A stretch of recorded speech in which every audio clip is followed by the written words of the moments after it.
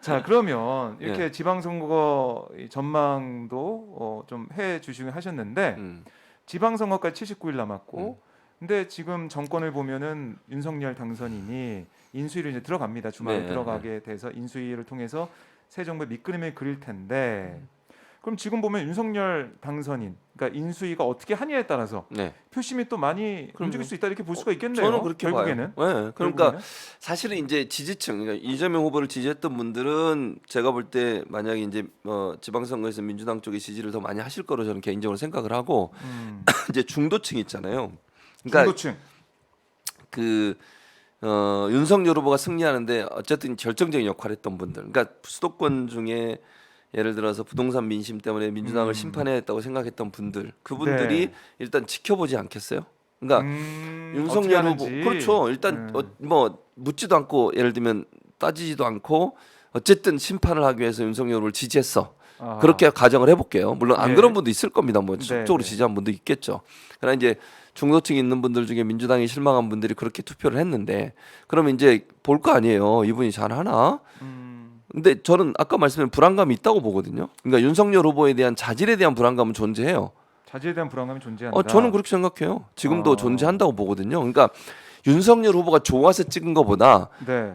반대로 현 문재인 정부와 민주당 정부가 싫어서 찍은 분들이 있다니까요. 그분들이 결국 스윙 보터예요.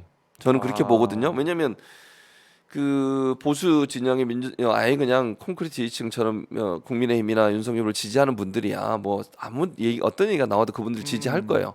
그리고 또 이재명을 지지했던 분들은 어쨌든 민주당을 지지하는 쪽으로 가지 않겠습니까? 네. 그러니까 억울함도 있고 뭔가 내가 한 투표가 성과를 내기 위해서라도 그런 마음을 가질 거라고 저는 보고, 그럼 중간에 있는 이 중도층, 아까 말씀드린 것처럼 그러니까 사람을 보지 않고 인물을 보지 않고 구도 때문에 찍었던 분들 입장에서는 이제 찍어줬으니 잘하기를 바랄 거 아니겠어요. 그렇죠. 자기가 선택한 그렇죠. 사람이니까. 예. 그러니까 그분이 잘할 수 있을지를 지켜볼 거고. 음, 근데 그게 이제 결국은 지방선거 전까지는 인수위 활동이고 인선이에요. 결국 두 가지로 이제 평가가 될 거라고 저는 보거든요. 네.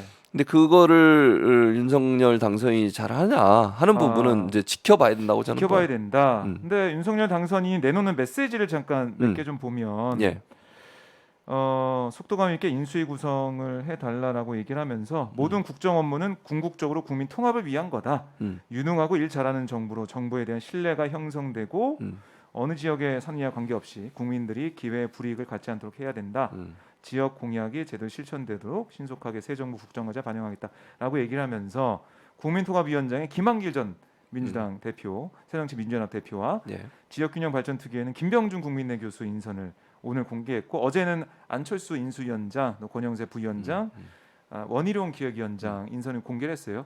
말씀하신 것처럼 인선을 통해서 서서히 윤석열 당선인의 국정의 방향, 또 앞으로 어떤 일을 할 건지 이제 가늠하게 될 텐데, 음.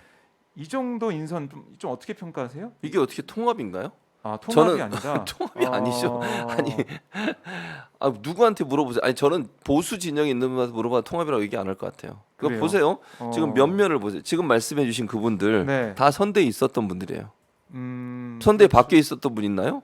선대 본부로 바뀌면서 김한길, 김병준 두 분은 나가셨지만 그 전에 체제라고 해서 김종인 예, 위원장까지 포함해서 있었잖아요. 불렸죠. 영입한 네. 인사고 네. 김한길 그분도 영입돼서 들어온 거잖아요. 네. 초창기에 윤석열 지지선을 하고 그렇게 그, 들어오셔서 그분이 역할을 했었어요. 그러다가 이제 내홍이 있으면서 선대 위에서 선대 본부로 바뀌면서 그분들이 이제 잠깐 뒤로 물러나 있었지. 네. 그러면 이게 어떻게 통합이고 이거 어떻게 모든 그 협치고 이런 걸 어, 보여주는 인선이 있나요 지금까지? 저는 하나도 없다고 생각해요. 현재까지 인선을 보면. 현재까지 인선을 보면 그 기존에 선대위에서 일했던 분들 다 요직에 앉혀놨잖아요. 장제원 의원도 비서실장인데 장제원 예. 의원은 윤핵관이라고 얘기돼서 논란이 많았고 본인 아들 문제 때문에 선대위에서 빠졌던 사람인데 다시 불러들여가지고 비서실장 하고 있어요. 비서실장. 김은혜 대변인 네. 잘 아시는 선대위에서 여러 가지 역할을 하셨잖아요. 홍보단장 했었죠. 홍보단장 했었죠. 그리고 어. 나머지 위원장 두 분, 그분들 다 선대위 있었던 분들이에요. 안철수 대표는 예. 위원장은 잘 아시는 것처럼 단일화하면서 인수위 같이 하겠다고 얘기를 했고 본인이 총리에 대한 마음까지 있는 것으로 알려주고 있고 예. 뭐 예상을 벗어난 일이 아무것도 없어요 지금. 그러면 정말 신선하게 인수위를 꾸린다면 네. 전혀 새로운 인물이 들어와야 돼요. 그리고 정말 국민 뭐 차별받지 않고 지역도 차별받지 않고 뭐 본인과 반대하는 사람의 입장도 충분히 반영한다 하면 중도적이거나 뭐 아주 진보적이진 않더라도 네. 그런 인사들을 영입하는 게 필요한 거 아니에요? 인수위에 상징적으로라도. 아니 근데 윤석열 당선인이 그렇게 얘기했어요. 이게 뭐 어떤 지역 안배나 어떤 배려 이런 인선보다 능력 위주로 뭐 또 인선하겠다 이런 얘기도 했는데 그게 좀 상충된다고 보시는 거네요. 이게 통합과 어떻게 보면은 그런 능력 위주의 실용적인 인선 이것과는. 자, 그러면 제가 이게 우리 시청자분들 다 보시니까 네. 시청자분들이 김한길, 김병준 능력 인선인가요? 그럼 그럼 꼭 들어오시네. 또 예를 네. 들면 뭐 장제원, 김은혜 아. 능력 인선인가요? 저는 그렇게 보이지 않습니다. 능력 인선이라 함은 전문가 그룹 또는 네. 정말 국민들의 신망이 두터운 분, 정치적인 성향을 떠나서 이런 분들이 들어올 때 능력 인선이라고 하는 거예요. 아니면 그 분야에 정말 탁월한 어떤 성과를 낸 분, 다 정치인들이잖아요. 지금 들어오신 분들은 그분들이 그렇네요. 어떻게 능력 위주예요? 정치판에서 왔다 갔다 하신 분도 있고 김한길 위원장 같은 경우 민주당에서 있으셨던 분이고 네. 물론 뭐 본인이 선택해서 갔으니까 그걸 저는 비판하고 싶진 않아요. 근데 그게 능력 인선이냐는 거죠. 그렇게 국민이 볼까요, 과연? 윤석열 후보는 능력으로 뭐 따지지도 않고 뭐 지역 안배 없이 다 없이 그냥 능력으로 한다고 그러시는데 네. 지금의 인선 내용을 보고 과연 능력으로 생각하면 몇 퍼센트나 될까요? 저는 동의가 안 됩니다. 솔직히 개인적으로 동의가 안 되고요. 네. 제가 볼 때는 국민들도 이번 인선을 가지고 능력으로 했다라고 보기 어려울 거라고 저는 생각해요. 왜? 오랫동안 정치하셨던 분들이고 그분들이 선대에 있었고 그다음에 윤석열 후보의 선거 기간 동안 지근거리에서 다 역할을 했던 분들이에요. 그거 어떻게 네. 능력 인선입니까? 자기 아. 측근 인사라고 볼 수밖에 없는 거지. 그러면 지금까지의 인수위 인선 뭐 지금 요직들은 다 발표가 됐는데 국민들한테 감흥이나 감동 이런 건 전혀. 없다고 보세요? 저는 일도 없다고 생각해요. 어. 그러니까 저는 그래서 예. 앞으로 인수위원도 이런 식으로 가면 저는 실망감이 더 커질 거라고 생각해요. 그러니까 윤석열 후보를 뭐 마지못해 지지했던 분들도 네. 더 실망이 크지 않겠어요? 잘하길 바랬고 통합의 정치를 하기를 바라는 사람들 있지 않겠습니까? 그러니까 콘크리트 지지층이야 무슨 행동을 하시든 윤석열 당선인이 별 변화가 없겠지만 네. 중도 진영에 있는 분이나 이런 분들 입장에서는 그런 모습 보면 실망감이 커질 수 있다고 저는 보고 저는 지지를 처리하는 쪽으로 갈 가능성이 저는 있다고 봐요. 그래요. 자, 그러면 계속 인사를 좀 봐야 될 것 같은데 오늘 또 어떤 일이 있었냐면 안철수 인수위원장이 기자 간담회를 했습니다. 네. 어떤 얘기를 했냐면 공정, 법치, 민주주의 복원, 미래 먹거리, 지역균형 발전, 지속 가능성, 국민 통합 이 5대 시대 과제를 제시했어요. 예. 그리고 인수위 운영 3대 원칙이 겸손, 소통, 책임이다라고 얘기를 하면서 오늘 기자간담회 저도 이제 좀 영상으로 좀 계속 보고 있었는데 상당히 자신감 있는 표정으로 뭐 저희 댓글을 보니까 예. 누가 대통령인지 모르겠다라고 할 정도로 안철수 위원장이 대통령처럼 그러니까 당선인처럼 그런 느낌 그런 포스를 좀 봤다 이런 얘기를 했는데 예.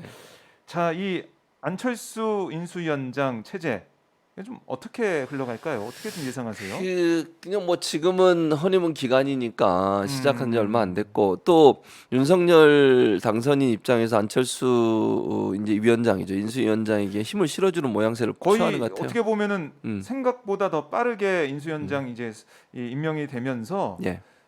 두 사람이 약속했던 네. 선거 때 약속했던 공동 정부 쪽으로 가고 있다. 그렇게 국민통합 정부로 가고 있는 거 아닌가라는 생각이 들 것 같기도 그렇게 해요. 어떻게 보세요? 보여져요. 근데 그게 네. 지금은 이제 시작이니까 또 인수위 구성 이런 부분 저는 이제 전략적으로 보면 네. 권영세 부위원장 또 원희룡 기획위원장. 기획위원장 두 분을 거기에 배치한 게 안철수 위원장에 대한 견제 목적이 있다고 저는 봐요 일정 부분. 왜냐하면 안철수 위원장이 주도권을 갖고 끌고 가려고 하지만 네. 기획위원장은 정책 실현을 위한 여러 가지 그 방안들을 인수위에서 논의하는데 중요한 역할을 할 거라고 보고요.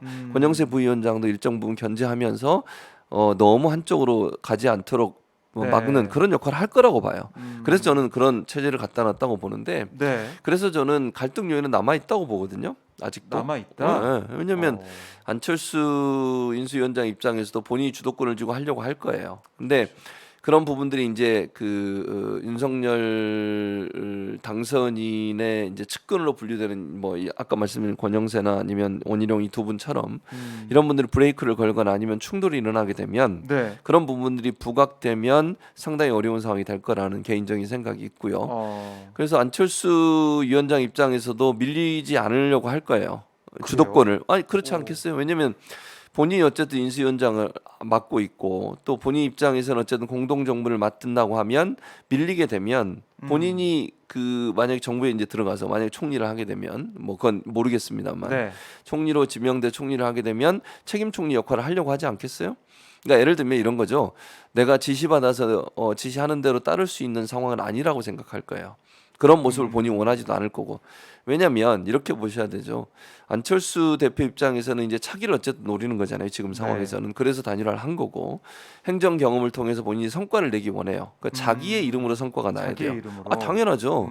윤석열 정부에서 윤석열 대통령이 성과로 비춰지는 그런 성과는 본인한테 아무 이익이 없어요. 그냥 이인자로 그냥 있다가 사라지는 것밖에 안 되잖아요. 근데 네. 본인이 차기를 본다고 하면 본인의 어떤 성과가 될 수 있는 것들을 부각시키려고 할 거라는 거죠.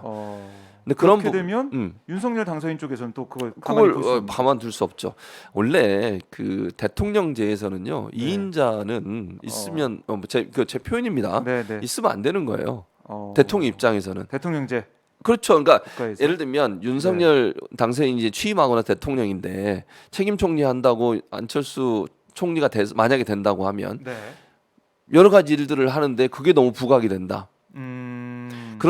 이렇게 생각하시면 돼요. 그럼 그게 어려우면 이야기가 초창기 윤석열 후보와 이준석 대표의 갈등의 요인이 뭐였어요? 이준석 대표가 너무 나서서 자기 정치한다 이런 비판이 내부적으로 있었어요. 윤석열 캠프에. 네, 그 윤핵관과의 갈등이 그렇죠. 시작된 거죠. 거기서. 왜 이준석 대표가 나서가지고 후보가 더 드러나야 되고 후보가 더 언론 주목도 많이 받아야 되는데 왜 이준석이 그러고 다니냐 이런 불만의 요소가 분명히 있었거든요. 네. 같은 상황이라고 저는 생각하고 대통령은 더더욱 그렇다고 보거든요. 대통령을 보좌하는 참모들 입장에서는 책임 총리 역할을 하는 것이 너무 도를 넘어서게 되면 브레이크를 걸려고 할 거예요. 그러지 않겠어요? 뭐 갈등 요소로 작용할 수도 있고 네. 대통령보다 총리가 주목받는 상황이 되는 것을 가만히 있겠냐는 거죠. 그런 요소들이 나중에 갈등 요인으로 남아 있어서 네. 충돌이 일어날 가능성이 있고 당장 저는 이제 합당 문제도 논의가 돼야 되잖아요. 그렇죠. 사무총장. 국민의힘과 그리고 이제 합당이 또 왜 중요하냐면 지방선거 공천과 연관돼 있어요. 그렇죠. 이 지방선거는 공천 문제가 상당히 민감하거든요. 이거는 아. 내부 갈등의 핵폭탄 같은 거예요. 공천은. 그러면 어느 정도까지 합의가 됐는지 모르겠어요. 단일화 과정에서. 네. 당협위원장이나 공천을 어떻게 할까요? 물론 뭐 지방선거는 당협위원장은 아니지만 지방선거의 지방의원들은 당협위원장들이 거의 다 그렇죠. 이렇게 다 좌지우지하잖아요. 예, 힘을 갖고 있죠. 그렇죠. 그러니까 당협위원장 어떻게 할 거냐 그러면 그다음에 공천은 그럼 몇 대 몇으로 할 거냐 광역 단체에 기초의원까지 다 이제 봐야 되니까. 그렇죠.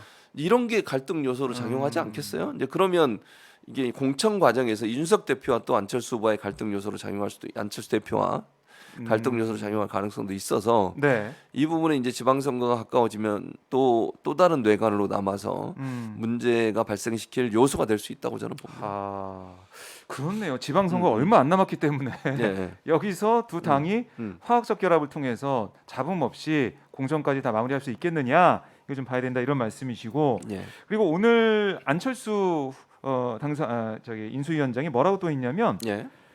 윤석열 당선인 후보 시절 여가부 폐지 이 공약이 음. 폐기될 수 있냐 이런 취재진 질문이 있었어요. 뭐라고 안철수 위원장은 얘기했냐면 폐기는 아니고 몇 가지 가능한 정책적 방향들에 대한 보고를 드리고 그 중에서 당선자가 선택하는 게 올바르다라는 얘기를 했습니다. 그러니까 후보 시절 공약 중에 일부가 인수위 논의를 거쳐서 변화할 수 있다 이런 거 시사한 셈인데 그렇죠. 이것도 예사롭지 않아 보여요. 예사롭지 않죠. 아니 당장 어제 네. 윤 당선인이 네. 자기 입으로 얘기했어요. 그렇죠. 네. 폐지한다고. 그거는 그건 그걸 얘기하는데 그걸 뒤집는다고요? 그건 불가능해요. 그러니까 이제 이런 것들이 사실은 안철수 지금 인수위원장은 네. 그렇게 입장을 얘기해 버리면 윤석열 당선인의 말이 어떻게 되는 거예요, 대체? 국민들이 그러면 헷갈릴 거 아니에요. 대체 누구 말이 맞는 거야? 아니 이거 뭐지? 두 사람이 왜 다른 얘기를 하지? 이런 생각이 들지 않겠어요? 네. 그러니까 저는 이런 일들이 또 일어날 수도 있고 앞으로 그러면 인수위 과정에서 이 위원장과 인수위원장과 당선인 사이에 갈등의 요소로 부각될 가능성도 있어요. 그럼 저는 이런 부분들이 결국은 국민을 불안하게 만드는 것이고 두 사람 사이에 이런 갈등의 요소가 부각이 되면 결국은 인수위가 상당히 국민들로부터 실망을 받는 요소로 작용할 수 있을 거라고 생각해요. 그러니까 지극히 상식적으로 보면 안철수 이제 그 지금 위원장 입장에서는 차기를 봐야 되잖아요. 그렇죠. 그쵸? 어쨌든 예, 예. 차기를 봐야 되니까. 그렇죠. 그러면 지금의 국민의힘 지지자들만 가지고는 나중에 본인의 아. 그걸 할 수가 없어요. 본인의 이미지가 만약에 본인의 이미지를 그냥 여가부 폐지 쪽으로 가서 당선인과 동일한 스탠스를 계속 취하게 되면 여성들의 표는 어떻게 할 거예요? 그러면 만약에 그러니까 미래를 보면 좀 더 좀 큰 정치를 해야 되는 상황에서 본인이 볼 때는 네. 이렇게 갈라치기 하고 편가르기 하는 것이 본인한테 도움이 안 된다고 볼 수 있겠죠. 아하. 그러면 그런 이제 주장을 할 수 있지만 네. 윤석열 당선인 입장에서는 그게 없어요. 한 번이면 이제 끝나는 거잖아요. 그렇죠. 다시 대통령이 될 그렇죠. 것도 아니고 어. 그럼 본인이 원하는 것도 스타일 자체가 제가 이렇게 뭐 이렇게 보니 뭐 네. 물론 옆에서 본 건 아닙니다만 이렇게 행동하시는거나 이 방송에 또 뭐 이렇게 당선되고 나서 하는 행동들을 보시면 네. 본인이 얘기하고 생각했던 걸 잘 안 접는 것 같아요. 그냥 그러게요. 고예요. 고. 후보 실력도 쭉 보면은 밀고 나가는 모습이기 밀고 때문에 나가요. 그래서 쉽게 바뀌지 않을 거다. 그 본인 그렇네요. 입장에서는 이제 당선됐으니 눈치 볼 것도 없어요. 그냥 가는 거죠. 그러면 이제 미래를 생각해야 되는 차기를 생각해야 하는 안철수 후보와 안철수 위원장과 네. 당선인 미래에 대한 뭐 생각보다는 현재가 중요하다고 생각하는 이 당선인 사이에 어떤 갈등은 존재할 수 있다. 저는 그렇게 봅니다. 그럴 가능성이 크겠네요. 역시 네, 안철수 위원장 같은 경우는 지금 이게 어떻게 보면 시작이니까 시작이죠, 자신의 이제. 대권 도전의 시작이니까 예, 예. 여기서 그냥 여성 하속 폐지 뭐 이렇게 어떻게 보면 갈라치기란 비판을 받았던 그런 정책을 계속 꾸준히 밀고 나가는 게 본인한테 좋지 않을 것 같다 예. 판단도 있을 것 같고요. 자, 믿음 소망 사랑님이 실시간 후원해주셨고 고맙습니다. 조선영님도 실시간 후원해 주셨습니다. 자, 이 참 앞으로 정치 상황이 어떻게 될지 모르겠지만은 국민의 힘에 특히 윤석열 당선인과 안철수 위원장의 이 상황, 또 공약 관련된 정책 관련된 이런 갈등이 있는지 좀 봐야 될 것 같고 지방선거 문제도 봐야 될 것 같은데.